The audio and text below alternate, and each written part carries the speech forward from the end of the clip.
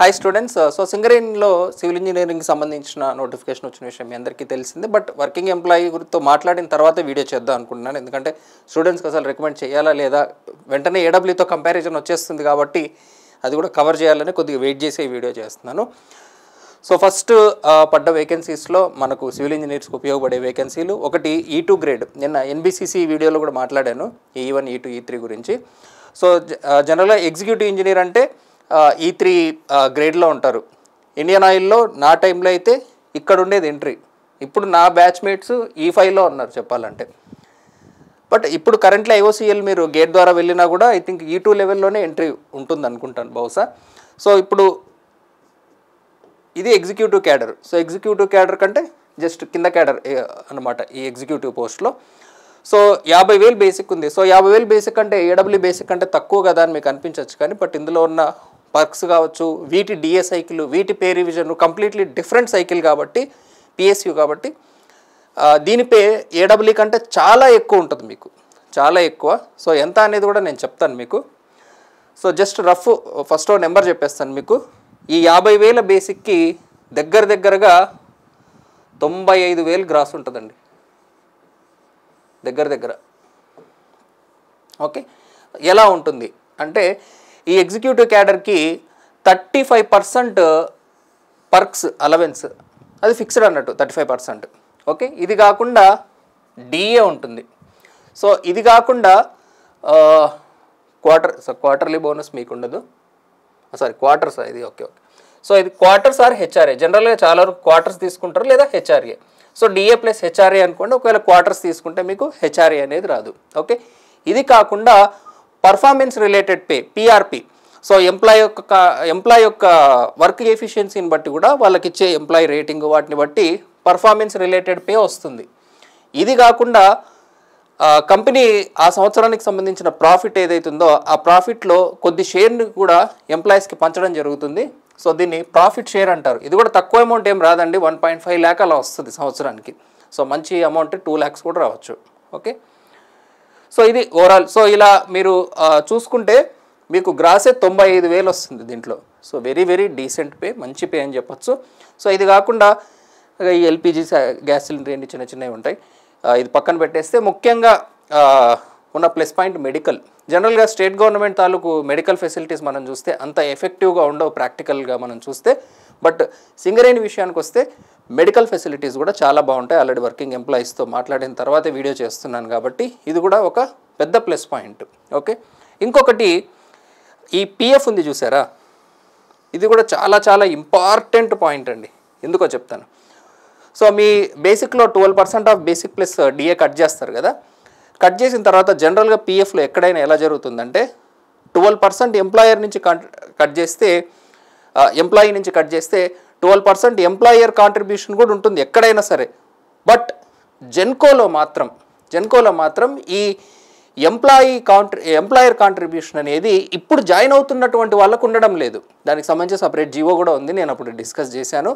పాత వాళ్ళకు ఉంది, నెక్స్ట్ రాబోయే వాళ్లకు ఇది యాడ్ అవ్వడం లేదు. ఇది మీరు రిటైర్మెంట్ అయ్యే టైంలో మీరు ఊహించనంత తేడా ఉంటుందండి, అసలు కోట్లల్లోనే ఉంటుంది. ఎందుకంటే ఇప్పుడు చాలా ఎక్కువ బేసిక్లో జాయిన్ అవుతున్నారు కదా, ఆ డిఫరెన్స్ కోట్లల్లోనే ఉంటుంది. మీరు రిటైర్ అయినప్పుడు వచ్చే కార్పస్ ఫండ్ ఏదైతే ఉంటుందో చాలా తేడా ఉంటుంది, చాలా తేడా ఉంటుంది అది. ఓకే, సో ఇది ఒక పెద్ద చేంజ్. సో జెన్కోతో పోల్చుకున్నా కూడా డెఫినెట్లీ ఇది చాలా మంచి జాబ్ అని చెప్పచ్చు. ఓకే, మరి దీంట్లో ఉన్న డిసడ్వాంటేజ్ ఏంటంటే రేడియేషన్ అలవెన్స్, అది రెండిట్లోనూ ఉంటుంది. అది పొల్యూషన్. సో పొల్యూషన్ రిలేటెడ్ ఎంతో కొంత హెల్త్ అయితే ఎఫెక్ట్ అయ్యే అవకాశం ఉంది. రెండవది రిమోట్ పోస్టింగ్. సో జెన్కోలో ఉన్నట్టుగానే దీంట్లో కూడా రిమోట్ పోస్టింగ్. సో ఓవరాల్ ఏడబ్ల్యూతో మనం కంపేర్ చేస్తే ఇందులో ఉన్న ఇంకొక ప్లస్ పాయింట్ ఏంటంటే there is no public dealing. Workload కూడా రిలేటివ్ టు ఏడబ్ల్యూ చాలా తక్కువ. చాలా తక్కువ. అఫ్కోర్స్ అటెండెన్స్ రిజిస్టర్లు ఇవన్నీ ఉంటాయి. ఇందులో కూడా కొన్ని ఆఫీస్ వర్క్ రిలేటెడ్ ఉన్నాయి, కొన్ని ఫీల్డ్ రిలేటెడ్ ఉన్నాయి. నేచర్ ఆఫ్ వర్క్ విషయానికి వస్తే ఈ సింగరేణిలో 2 డిపార్ట్మెంట్స్ ఉన్నాయి. క్యాపిటల్ ఒకటి, రెవెన్యూ ఒకటి. రెవెన్యూ అంటే ఈ క్వార్టర్కి సంబంధించిన ఎంప్లాయీ క్వార్టర్స్కి సంబంధించిన మెయింటెనెన్స్, కన్స్ట్రక్షన్ రిలేటెడ్ ఉంటాయి. క్యాపిటల్ అంటే ఈ సింగరేణి రిలేటెడ్ రకరకాల వర్క్స్, ట్రాన్స్పోర్టేషన్ రిలేటెడ్, రోడ్ కావచ్చు, రైల్వే కావచ్చు, కల్వర్ట్ పైపులది కావచ్చు, ఏదైనా కెనాల్ వేయడం కావచ్చు, anything related to infrastructure of Singareni కన్స్ట్రక్షన్లోకి వస్తే అది క్యాపిటల్ కిందికి, స్టాఫ్ రిలేటెడ్ క్వార్టర్స్ మెయింటెనెన్స్ వీటి రిలేటెడ్ కన్స్ట్రక్షన్ ఇది రెవెన్యూ డివిజన్ అంట. సో ఈ రెండు డివిజన్లో ఎక్కడైనా పడవచ్చు ఎగ్జిక్యూటివ్ ఇంజనీర్ అనేవాళ్ళు. సో ఓవరాల్గా సివిల్ ఇంజనీరింగ్ రిలేటెడ్ వర్కే ఉంటుంది కంప్లీట్గా, and that workload relatively compare to ఏడబ్ల్యూ చాలా తక్కువ, పబ్లిక్ డీలింగ్ కూడా ఉండనటువంటిది. డిసడ్వాంటేజ్ విషయానికి వస్తే పోస్టింగ్ రిలేటెడ్, పొల్యూషన్. ఇంకొక మూడో డిసడ్వాంటేజ్ ఏంటంటే సేమ్ మనకు జెన్కోలో ఉన్నటువంటిదే, ఫ్యూచర్లో ప్రైవేటైజ్ అయ్యే అవకాశం మైనింగ్ రిలేటెడ్. అది కాకుండా కోల్ అనేది ఎప్పటికైనా సోర్స్ అనేది తగ్గిపోతుంటుంది కాబట్టి స్లోగా ఈ కంపెనీ వాళ్ళు ఆల్టర్నేట్ రిసోర్స్ ఎనర్జీ వైపు కూడా మూవ్ అవ్వచ్చు, సోలార్ రిలేటెడ్గా కూడా మూవ్ అవ్వచ్చు. సో ప్రైవేట్ అయితే ఈ వర్క్ కల్చర్లో తేడాలు వచ్చే అవకాశం ఉంది. మీకు ఉన్నటువంటి పేలు ఇవైతే జనరల్గా ప్రైవేట్ అయినా కూడా మెయింటైన్ అవుతాయి, అది ఎప్పుడు అవుతుందా కాదా అనేది మనకు తెలియదు, కానీ బట్ మీకు తెలియాలని చెప్తున్నాను అది. ఓకే, సో ఫ్యూచర్లో వర్క్లోడ్ పెరిగితే పెరగచ్చు, వర్క్ స్టైల్ మారితే మారచ్చు, కానీ బట్ మీకు ఉన్నటువంటి బెనిఫిట్స్ అయితే అలానే ఉంటాయి. ఓకే, సో బెనిఫిట్స్ పరంగా చూస్తే ఈవెన్ జెన్కోతో కంపేర్ చేసుకున్న దీంట్లో ఎక్కువే కనబడుతున్నాయి మనకి. ఇది ఎగ్జిక్యూటివ్ పోస్ట్ గురించి. ఇలానే నాన్ ఎగ్జిక్యూటివ్లో కూడా మనకు ఒక పోస్ట్ పడింది సి లెవెల్లో 47,330. నేను కూడా ఫస్ట్ ఇదేంటి పైన ఎగ్జిక్యూటివ్ పోస్ట్ బీటెక్ ఎలిజిబిలిటీకి 50,000 ఉండి డిప్లొమా ఎలిజిబిలిటీకి 47,330 ఉంది, చాలా తక్కువ తేడానే ఉంది అనుకున్నా. బట్ ఇందులో కూడా గమనించాల్సిన తేడాలు కొన్ని ఉన్నాయి, చాలా తేడాలే ఉన్నాయి. ఏంటో చెప్తాను. పైన చెప్పినటువంటి 35% పర్క్ అలవెన్స్ అనేది వీళ్ళకు లేదు, కానీ దానికి రీప్లేస్గా కొన్ని ఉన్నాయి, అవేంటో చెప్తాను. వీళ్ళకు క్వార్టర్లీ అంటే ఎవ్రీ 3 మంత్స్కి మంత్లీ 10% అలవెన్స్ చొప్పున, అంటే 3 నెలలకు 30% అనుకోండి, 30% ఆఫ్ యువర్ బేసిక్ పే 3 నెలలకు పే చేస్తారనమాట. అంటే 10% ఆఫ్ బేసిక్ మీకు ఎక్స్ట్రాగా యాడ్ అవుతుంది, బట్ అది ఎవ్రీ మంత్ రాదు, 3 నెలలకు ఒకసారి వస్తూ ఉంటుంది అనమాట. ఇక్కడ రాసినట్టున్నారు మీకు అటెండెన్స్ అలవెన్స్ అని, అటెండెన్స్ బోనస్ 10% అని ఉంది కదా, ఇది జనరల్లీ మంత్లీ కాకుండా క్వార్టర్లీ పే చేస్తారంట, 3 నెలలకు ఒకసారి 10%. ఈ 10% అనేది మీకు పైన కనపడదు, ఇది ఒక బెనిఫిట్. ఇది కాకుండా 5% స్పెషల్ అలవెన్స్ కూడా ఉంది వీళ్ళకి. సో పైన 35 ఉంది, ఇక్కడ 15% కవర్ అయింది మీకు. ఇది కాకుండా ట్రాన్స్పోర్టేషన్ అలవెన్స్, ఇది ఓన్లీ నాన్ ఎగ్జిక్యూటివ్ వాళ్ళకే ఉంటుంది ట్రాన్స్పోర్టేషను, అది దగ్గర 1,000 రూపాయలు 1,500 ఎంతో ఉంటుంది, మరి పెద్ద అమౌంట్ అయితే కాదు. సో ఓవరాల్గా చూసుకుంటే మనకు పైన పర్క్స్ 35% ఉంటే ఇక్కడ పర్క్స్ 15% మాత్రమే ఉన్నాయి. సో ఇక్కడ 20% పర్క్స్లో తేడా ఉంది. ఇంకొకటి పైన మీకు పర్ఫార్మెన్స్ రిలేటెడ్ పే అని చెప్పాను కదా, అది కూడా లేదు వీళ్ళకి. నాన్ ఎగ్జిక్యూటివ్ వాళ్ళకి ఏముంటుందంటే దివాళీ బోనస్ ఉంటుంది, మళ్ళీ ప్రాఫిట్ షేర్ వీళ్ళకి కూడా ఉంటుంది. Profit share plus Diwali bonus, వాళ్ళకు profit share plus performance related pay, అది తేడా వాళ్ళకి వీళ్ళకి. ఓకే, కన్వెన్స్ అలవెన్స్ కొంచెం ఎక్స్ట్రా. సో ఓవరాల్గా చూసుకుంటే ఒక 60-65 ఆ రేంజ్లో రావచ్చు, మేబీ 70 వరకు కూడా పోవచ్చేమో చెప్పలేం. సో శాలరీలో తేడా అయితే ఉంటుంది. బట్ ఇక్కడ ఒక చిన్న అడ్వాంటేజ్ ఏంటంటే సింగరేణిలో ఇంటర్నల్ రిక్రూట్మెంట్ కూడా జరుగుతాయి, అంటే త్రూ ఎగ్జామ్. మీరు ఈ సి క్యాడర్ నుంచి E2 క్యాడర్కి వెళ్ళడానికి కూడా ఎగ్జామ్స్ జరుగుతాయి మీకు. నేను మాట్లాడినటువంటి స్టూడెంట్ కూడా ఇలా ఎగ్జామ్ ద్వారా ప్రమోషన్ వచ్చి ప్రస్తుతానికి E2 క్యాడర్లో ఉన్నటువంటి వాడే. సో మనం ఎగ్జామ్ ద్వారా రిక్రూట్ అయితే గ్రాడ్యుయేట్ ట్రైనీ అంటారు, అదే ఇంటర్నల్ రిక్రూట్మెంట్ ద్వారా వెళ్తే వాళ్ళను ఏఈ సివిల్ అంటారు. రెండు ఒకటే క్యాడర్, రెండు E2 క్యాడరే, జస్ట్ పేర్లు వేరు అంతే, వర్క్ వైజ్ అంతా సేమ్. కానీ ఇంటర్నల్ ప్రమోషన్ ద్వారా వెళ్ళిన వాళ్ళని ఏఈ సివిల్ అని, ఎక్స్టర్నల్ డైరెక్ట్ రిక్రూట్మెంట్ ద్వారా వచ్చిన వాళ్ళు గ్రాడ్యుయేట్ ట్రైనీ అన్నట్టు, పేర్లు తేడా ఉంటాయి, వర్క్ వైజ్ అంతా same, work wise level wise అంతా సేమ్. ఓకే, సో ఇది ఈ ఎల్టీసీ ఇవన్నీ మోస్ట్లీ మీ అందరికీ తెలిసి ఉంటాయి. బేసిక్ ఒక ఎల్పిజి సిలిండర్ ఇస్తారు పర్ మంత్, అది రెండిట్లోనూ ఉంది. సో ఇదండి ఓవరాల్ మీకు ఉండాల్సినటువంటి ఐడియా. సో దానికి సంబంధించిన నెంబర్స్ కూడా నేను రఫ్గా రాశాను, ఏం అడ్వాంటేజెస్ ఉంటాయి అనేది. అండ్ నాన్ ఎగ్జిక్యూటివ్ వాళ్ళకు పర్టికులర్గా ఇంకొక బెనిఫిట్ ఉంది, ఇదేంటంటే పే రివిజన్ అనేది నాన్ ఎగ్జిక్యూటివ్ వాళ్ళకు ఎవ్రీ 5 ఇయర్స్కి జరుగుతుంది, వేరాజ్ ఎగ్జిక్యూటివ్ వాళ్ళకు ఎవ్రీ 10 ఇయర్స్కి జరుగుతుంది. అంటే 10 ఇయర్స్కి వీళ్ళకు చాలా ఎక్కువే పెరగడము. సో ఇది 2027లో ఉందనుకుంటాను మళ్ళీ. సో 2020 ఇద్దరికి రివైజ్ అవుతుంది నాకు తెలిసి. సో వీళ్ళకి ఎవ్రీ 5 ఇయర్స్కి రివైజ్ అవ్వడం వల్ల రిలేటివ్లీ క్లోజ్గా వచ్చారు. బట్ ఈసారి మీకు ఏదైతే రివైజ్ అవుతుందో 2027, సో ఇప్పుడు మళ్ళీ గణనీయంగా మీ శాలరీలు అనేవి పెరగడానికి అవకాశం ఉంది. ఇది కూడా మీరు గుర్తుపెట్టుకోవాల్సిన ఒక ఇంపార్టెంట్ పాయింట్. సో అందుకే మీకు రిలేటివ్లీ కొంచెం దగ్గరగా ఉంది. ఇది వీళ్ళకు ఉన్నటువంటి ప్లస్ పాయింట్. ఎవ్రీ 5 ఇయర్స్కి రివైజ్ ఎందుకంటే రిలేటివ్లీ బేసిక్ అలవెన్సెస్ తక్కువ ఉన్నాయి కాబట్టి వీళ్ళకి ఎవ్రీ 5 ఇయర్స్కి రివైజ్ అవుతుంది, వీళ్ళకి 10 ఇయర్స్కి రివైజ్ అవుతుంది. బట్ 10 ఇయర్స్కి వచ్చినా కూడా ఒక మంచి ఏమంటారు మంచి ఫిట్మెంట్ అనేది వీళ్ళకు ఇస్తారనమాట రిలేటివ్లీ. ఇది ఒక అడ్వాంటేజ్. మీకెందుకు అడ్వాంటేజ్ అంటే 2027 దగ్గరలో ఉంది మీకు ఈ ఎగ్జిక్యూటివ్ వాళ్ళకు, అది ఒక ప్లస్ పాయింట్.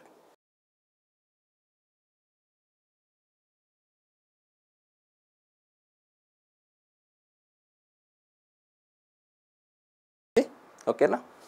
సో ఇందుకే యాక్చువల్గా వర్కింగ్ ఎంప్లాయీతో మాట్లాడిన తర్వాత వీడియో చేయాలని, ఎందుకంటే మీకు కూడా ఏడబ్ల్యూతో కంపేర్ చేసుకుంటే మీ ప్రిఫరెన్స్లు ఏమున్నాయి, మీకు లొకేషన్ ప్రిఫరెన్స్ ఉందా, పబ్లిక్ డీలింగ్ ఉండకూడదు అనే ప్రిఫరెన్స్ ఉందా, లేదా సింగరేణి మీద మీకు ఒక స్పెషల్ ఎఫెక్షన్ ఏమైనా ఉందా. కొంతమందికి ఉంటుంది సింగరేణిలోనే జాబ్ కొట్టాలని, నాతో మాట్లాడిన వాళ్ళు చాలామంది ఉన్నారు. సో అలా కూడా కొంతమందికి ఉంటుంది. So what ever me but job nature. So main నాకు ఇందులో నచ్చినటువంటి విషయం పూర్తి సివిల్ ఇంజనీరింగ్ వర్క్ ఉండడం. సివిల్ వాళ్ళు సివిల్ పనే చేయడం అనేది నాకు చాలా బాగా నచ్చింది ఈ పర్టికులర్ డిపార్ట్మెంట్లో. ఇబ్బందికరమైనది ప్లేస్ ఆఫ్ పోస్టింగ్, పొల్యూషన్, ఈ రెండు కొంచెం ఇబ్బందికరమైనవి. ఇంకా రెగ్యులర్గా సిటీలో అయినా పొల్యూషన్ అనేది ఎక్స్పోజ్ అవుతూనే ఉంటారు. సిటీ పోస్టింగ్ ఒక్కటే జనరల్గా నా పాయింట్ ఆఫ్ వ్యూలో కొంచెం ఇబ్బంది పెట్టే విషయం అని అనిపిస్తుంది. ఇక ప్రైవేట్ అనేది పర్సనల్గా నాకైతే అది పెద్ద ఎఫెక్ట్ అని అనిపించదు. వర్క్ కల్చర్ కావచ్చు, ఇదంతా ప్రొఫెషనలిజం ఉంటే అది వర్క్ లైఫ్ బ్యాలెన్స్ ఉంటుందనే నేను నమ్ముతాను. బట్ కొంతమందికి వర్క్ ఎలా ఉన్నా గవర్నమెంట్ ట్యాగ్ అనేది ఇంపార్టెంట్ అనే వాళ్ళు ఉంటారు కాబట్టి, సో వాళ్ళు కూడా ఫ్యూచర్లో ఒకవేళ ప్రైవేట్ అయితే అవ్వచ్చేమో, అది కూడా తెలియదు. సో అది కూడా దృష్టిలో పెట్టుకుని ఏడబ్ల్యూనా సింగరేణినా అనేది డిసైడ్ చేసుకుంటారని ఓవరాల్ అన్ని వేస్లో జాబ్ గురించి తెలుసుకున్న తర్వాత వీడియో చేస్తున్నాను. ఓకేనా? సో తర్వాత నోటిఫికేషన్లో డీటెయిల్స్లోకి వెళ్తాం. సో ఫస్ట్ E2 క్యాడర్ గురించి వస్తే మనం, సో ఇక్కడ మేనేజ్మెంట్ ట్రైనీ అని ఉంది. సో ఇంటర్నల్గా వెళ్ళినటువంటి వాళ్ళు జనరల్గా ఏఈ సివిల్ అంటారు. సో టోటల్ వేకెన్సీలు మనకు 18 ఉన్నాయి. ఇందులో ఒక్కటి ఓపెన్ టు ఆల్ పెట్టారు. సో ఓపెన్ టు ఆల్ అంటే అదర్ స్టేట్ వాళ్ళు కూడా రాసుకోవచ్చు.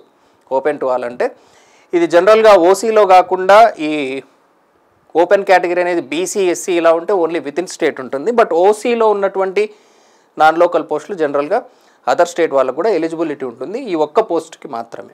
ఓకే, అచ్చా, ఇది కూడా carry forward post. So 3 star అంటే జనరల్గా క్యారీ ఫార్వర్డ్ పోస్ట్ ఉంటుంది. 15 ఫ్రెష్ వేకెన్సీస్. సో ఒకటి నా అన్రిజర్వ్డ్ అంటే లోకల్ వాళ్ళు కూడా ఎలిజిబులే, దానికి ఎవరు టాపర్ వస్తే వాళ్ళు తీసుకుంటారు అది. సో లోకల్లో 17 ఉన్నాయి, 15+2 vacancies.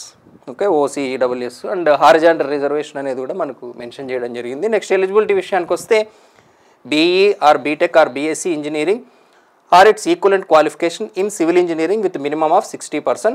Not applicable branches civil with architecture or structural or any other combination with civil. So purely civil engineering కాకుండా హైబ్రిడ్ బ్రాంచెస్ ఉంటాయి కొన్ని, స్ట్రక్చరల్ ఇంజనీర్, ఎన్విరాన్మెంటల్ ఇంజనీర్, ఇట్లా పూర్తి సివిల్ కాకుండా హైబ్రిడ్ బ్రాంచెస్ ఉంటాయి అన్నమాట. అలాంటి బ్రాంచెస్ అంటే పర్టికులర్ మన యూనివర్సిటీలో కాకుండా కొన్ని డీమ్డ్ యూనివర్సిటీలో వాళ్ళు స్పెషల్గా లాంచ్ చేస్తూ ఉంటారనమాట కొన్ని స్పెషల్ కోర్సెస్.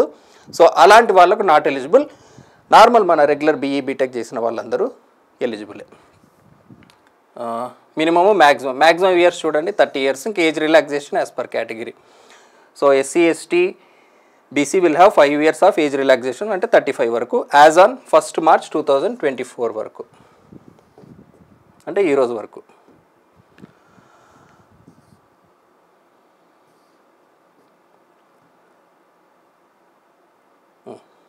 నెక్స్ట్ ఇది grade C post, sub overseer trainee.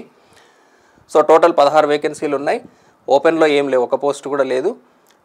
లోకల్లో వచ్చేసి 16 వేకెన్సీలు ఉన్నాయి. OC 5, EWS, BCA, BCB, okay what ever.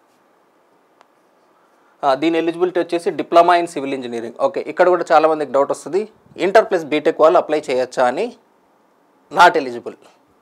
So inter plus BTech not eligible. ఇది కూడా కన్ఫర్మేషన్ తీసుకునే చెప్తున్నాను. So diploma plus BTech is eligible. మళ్ళీ మీరు బీటెక్ చేస్తే నాట్ ఎలిజిబుల్ అనేది ఏం లేదు కానీ. ఓకే, సో అలాంటి క్వాలిఫికేషన్ ఉంటే కూడా మీకు ప్రమోషన్ రిలేటెడ్ అడ్వాంటేజ్ ఉంటుంది డిప్లొమా ప్లస్ బీటెక్ వాళ్ళకు. So inter plus BTech not eligible కాబట్టి మీకు ఇక్కడ డిప్లొమా చేసినటువంటి వాళ్ళకు డెఫినెట్లీ కాంపిటీషన్ అనేది కూడా చాలా తగ్గే అవకాశం ఉంది. అండ్ ఇంటర్నల్ డిపార్ట్మెంట్ టెస్ట్లో కూడా మీరు మళ్ళీ E2 క్యాడర్కి వెళ్ళే అవకాశం ఉంటుంది. ఐ థింక్ నేను మాట్లాడిన అతను కూడా 3 ఇయర్స్కో 4 ఇయర్స్కో కరెక్ట్ గుర్తు రావడం లేదు నాకు ఎన్ని సంవత్సరాలకు ఈ లెవెల్కి వెళ్ళాడు అనేది. బట్ ఇంటర్నల్ డిపార్ట్మెంట్స్ టెస్ట్లో మళ్ళీ మనకు వెళ్ళే అవకాశం ఉంటుంది అనే విషయం అయితే మీరు తెలుసుకోవాల్సిన అవసరం ఉంది. ఎందుకంటే శాలరీలో దాదాపు 20-30 వేల దాకా తేడా ఉంది కాబట్టి డెఫినెట్లీ అది కన్సిడరబుల్ డిఫరెన్స్ అనే చెప్పాలి మనం. ఇంకొక ఇంపార్టెంట్ విషయం ఏంటంటే ఈ పోస్ట్లో ప్రీవియస్ రిక్రూట్మెంట్లో ఓన్లీ మెన్ ఆర్ ఎలిజిబుల్ అని ఉండేది. ఓన్లీ సబ్ ఓవర్సీర్లో ఓన్లీ మెన్ ఎలిజిబిలిటీ ఉండేది, ఉమెన్కి పోస్ట్లే ఉండేవి కాదు ప్రీవియస్ సింగరేణి పోస్ట్లో. బట్ రీసెంట్ హారిజాంటల్ జీవో వచ్చిన తర్వాత ఇందులో ఏదైనా horizontal post 1 or 2 what ever women వస్తే ఉమెన్ కూడా అలో చేస్తున్నారు. ఇది ఉమెన్కి ఉన్నటువంటి ఒక చిన్న plus point compare to previous notification.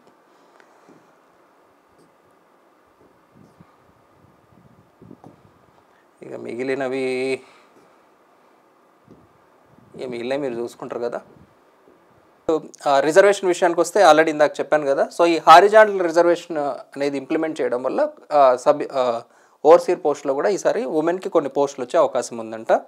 So ఇది కూడా వర్కింగ్ ఎంప్లాయీస్ ద్వారా తెలుసుకోవడం జరిగినది. తర్వాత ఈ 95% లోకల్ రిజర్వేషన్ అనేది ఆల్రెడీ మనకు తెలుసు. దీంట్లో మల్టీ జోనల్ సిస్టమ్ కాకుండా వీళ్ళు కొన్ని డిస్ట్రిక్ట్స్ మెన్షన్ చేశారు స్పెషల్గా. సో ఈ ఆల్రెడీ నేను కమ్యూనిటీ పోస్టులు కూడా పెట్టడం జరిగింది. సో ఇక్కడ ఏవైతే డిస్ట్రిక్ట్స్ ఉన్నాయో Komaram Bheem, Asifabad, Mancherial, Peddapalli, Jayashankar Bhupalpally, Mulugu, Adilabad, Nirmal, Jagtial, Karimnagar, Rajanna Sircilla, Kothagudem Bhadradri, Khammam, Mahabubabad, Jangaon, Warangal rural and Warangal urban. So వీళ్ళు మాత్రమే లోకల్ రిజర్వేషన్, ఈ డిస్ట్రిక్ట్ వాళ్ళు మాత్రమే లోకల్ రిజర్వేషన్కి ఎలిజిబుల్ అవుతారు. సో మీ డిస్ట్రిక్ట్ అనేది ఎలా డిసైడ్ అవుతుందంటే సేమ్ 1 to 7 క్లాస్. ఇందులో 4 to 7 ఉంటే సరిపోతుంది. 4 to 7 ఒకవేళ ఒకే చోటు లేకపోతే 1 to 7లో మ్యాక్సిమం మీరు ఎక్కడున్నారో అదే మీకు లోకల్ డిస్ట్రిక్ట్ అనేది అయిపోతుంది అనమాట. ఇది లోకల్ క్యాండిడేచర్కి సంబంధించినది. ఏదైతే 95% రిజర్వేషన్ అప్లై అవుతుంది అన్నాను. సో ఓన్లీ ఒక్కటే నాన్ లోకల్ ఎలిజిబిలిటీ పోస్ట్ ఉంది, అది కూడా మనకు క్లియర్గా మెన్షన్ చేశారు.